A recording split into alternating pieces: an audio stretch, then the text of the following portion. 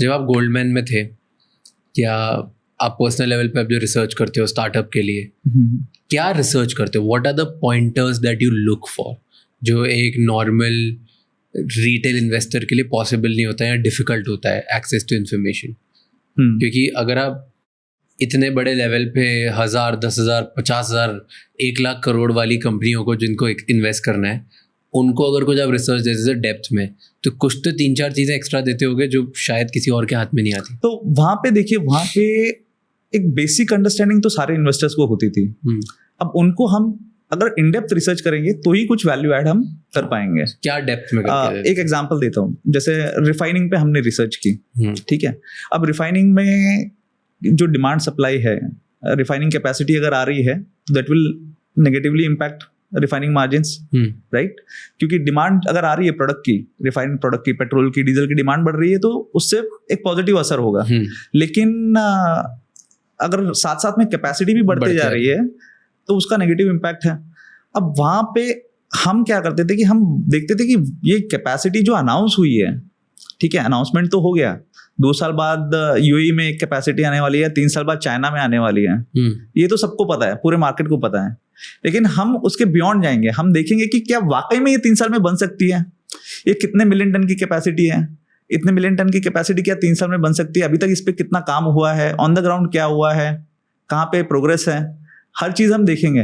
तो जब हमने ये स्टडी की थी, हमें रियलाइज हुआ कि सारा मार्केट सोच रहा है कि इतनी सारी कैपेसिटी आ रही है और इसकी वजह से मार्जिन्स पे बहुत ही नेगेटिव असर होगा।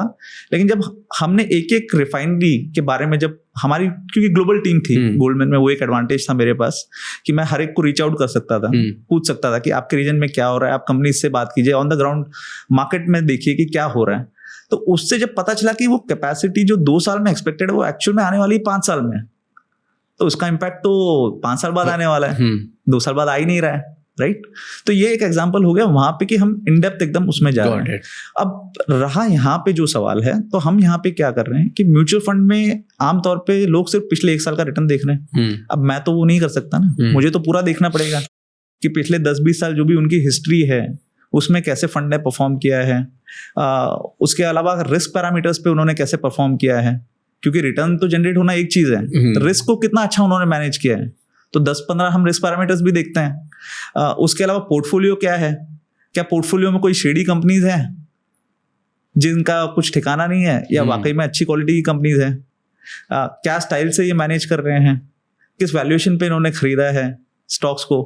तो ये सभी चीजें हमें देखनी पड़ती है। फंड हाउस की फिलॉसफी क्या है, मैनेजर की फिलॉसफी क्या है, क्या वो उसी फिलॉसफी पे चल रहा है या कुछ और कर रहे हैं, बोल कुछ और रहा है, जो मैंडेट है उस पे जा रहे हैं कि कुछ और कर रहे हैं। तो सभी चीजों को हम ट्रैक करते हैं, रिसर्च करते हैं। एंड ये सब पब्लिक इन्फॉर्मेशन में अवेलेबल होता है, क्योंकि पब्लिकली मैं दिखा तो कुछ भी सकता हूँ और अंडर द रैप्स में कुछ भी करूँ। नहीं, वही मैंने कहा, क्योंकि देखिए पब्लिक तो डेटा तो है, ऑफ कोर्स कुछ डेटा इजीली अवेलेबल नहीं होगा, हमें डेटाबेस प्रोवाइडर से डेटाबेस हमें लेना पड़ता है, जो शायद एक रिटेल इन्वेस्टर सब्सक्राइब ना कर रहे, because there is some charge to it. लेकिन पब्लिक डेटा है वो, ऐसा नहीं है कि पब्लिक नहीं है, बस उसके लिए कंपाइल्ड किया हुआ एक जगह पे अगर आपको चाहिए डेटाबेस आपको लेना है सब्सक्रिप्शन।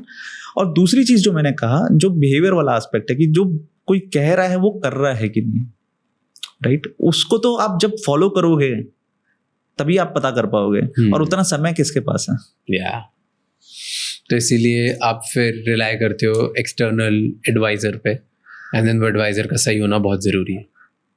बिल्कुल, क्योंकि देखिए एक चीज़ जो मुझे कुछ, जो जब मैं पहले क्लाइंट्स को भी एडवाइस कर रहा था, जो HNIs वगैरह को भी, और इवन जो करंट हमारे कुछ जो यूजर्स हैं, जो जिन्होंने काफ़ी सारे गोल्स वगैरह प्लेटफॉर्म पे बनाए हैं, मेरा इंटरेक्शन हुआ है, एक चीज़ जो मुझे रियलाइज़ हुई है कि जिसको पता चल जाता है, जिसको ये रियलाइज़ हो जाता है कि ये एक फुल टाइम चीज है, इसको मैं पार्ट टाइम नहीं कर सकता, रादर देन दैट वो समय जो मैं व्यर्थ कर रहा हूँ 2-3 घंटे अपने 4 घंटे निकाल के वीकेंड के कि कौन से किस में इन्वेस्ट कर दूं, या वीकडे में भी सुबह शाम के, उसकी जगह अगर वही 2-4 घंटे मैं अपने स्किल बिल्डिंग में लगाऊं जो मेरे करियर में काम आए, या अपने फैमिली के साथ समय दूं जिससे मेरा एक फैमिली एनवायरनमेंट पॉजिटिव हो, वो करना बेहतर है रादर देन दैट कि एक हाफ हार्टेड में कुछ रिसर्च अपनी करूं और फिर गलत इन्वेस्टमेंट कर दूं और फिर ढूंढूं कि अब क्या करना है।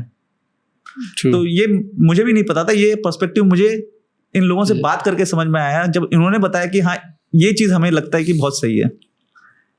लेकिन हाँ, एडवाइजर अच्छा ढूंढना इजी नहीं है, क्योंकि जैसे मैंने बताया सिर्फ 1000 एडवाइजर्स है इंडिया में, 1 लाख डिस्ट्रीब्यूटर्स डिस्ट्रीब्यूटर्स ज्यादा, 1 लाख बैंक वाले तो और बहुत ज्यादा है, मिलियंस है।